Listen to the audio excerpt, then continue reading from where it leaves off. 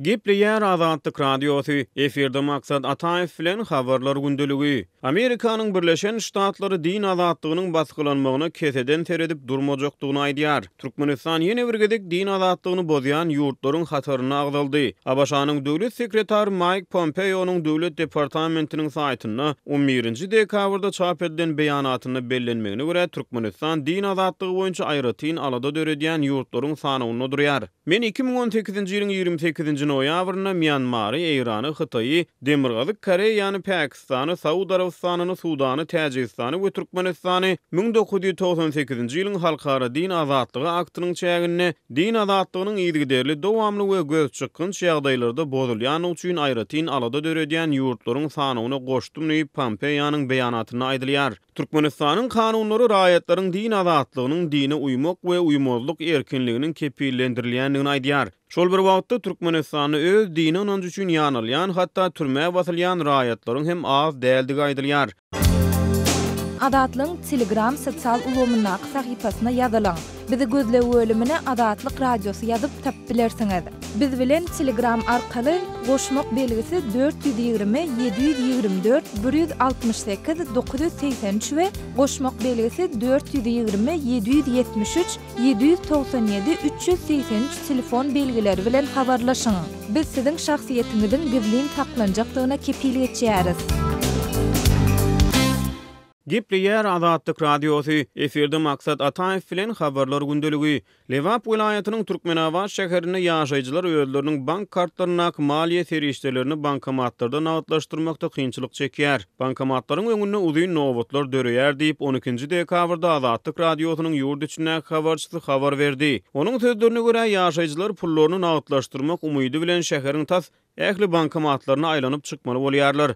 Ýöne olorda köplenç nagd pul tapdyrmaýar. Türkmenabadda diňe Halk Bankyň bankomatlaryna çäklendirilen möçberde nagd pul ýeli ýeterli bolýar. Olardan diňe 200 manat eçenli nagdlaşdyryp bolýar diýip habarçy sözüne goşdy. Büdjet işgärleriniň aýlyk haklaryny bank hasaplaryna geçirmek işleri Türkmenistanda soňky 5 ýyllykda tapgyrlaýyn amala aşyryldy. Aýlyk töleglerini bank kartlara geçirmek işleriniň iň soňky tapgyry 2017-nji ýylyň 1-nji ýanwaryndan başlap pensionerlere döwletden kömek pullaryny alýan mümkinçiligi çäkli adamlara we çağaly enelere degişledildi. Türkmen medeniýeti ýurdun sanly ykdysadyýety geçýändigini ýygyderli gaýtalýar. Ýöne munyň alamatlaryny görkezýän anyk misallar barada gurrun edilmeýär.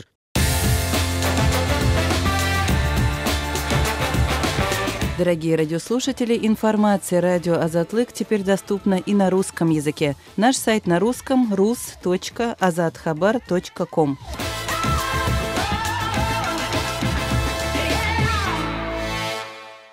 Gepleýär Azatlyk Radiosu siz habarlar gündeligimizde dinleýärsiňiz. Gepleşigi men Gözel Hudaýberdiýewa dowam etdirýärin. Türkmenistanda alkogol ýönümleriniň ziýanynyň öňüni almak baradaky kanunyň kabul edilmegi bilen baglylykda alkogoluň gymmatlamagyna hem garaşylýar. Bu barada Türkmenistanyň Kronikasy neşri habar berýär. Dekabryň başynda kabul edilen kanunda hususan da alkogol ýönümleriniň sowdasynyň kassa aparatyna we tölek terminalyna ýa bolan ýöretilişdirilen sowda nokatlarynda, şeýle restoranlarda, barlarda we kafalarda satylmalydygy aýdyldyň şeýle alkogol sowdasynyň diňe iş günleri 10 we 20 sagat aralygynda edilmegi göz öňünde tutulýar. 21 ýaşyna ýetmediklere alkogol satmak gadagan edilýär. Täze ýylda göje girýän kanun birnäçe tapgyrlaýyn 2019-njy ýylyň başyndan 2019-njy ýylyň iýul aýyndan we 2021-nji ýylyň başyndan amala aşyrylmaly. Hususan da alkogol ýönümleriniň dinç günlerinde satylmagynyň gadagançylygynyň 2021-nji ýylda göje girmegine garaşylýar. Türkmenistanda alkogol ýönümleriniň sowdasy üstümizdäki ýylyň dowamında birnäçe gezek toktadylypdy. Hususan da şu ýylyň Tomsonda habarçylarymyz Aşgabatda alkogol satýan sowda nokatlarynyň köpçülikleýin ýapylandygyny habar beripdi.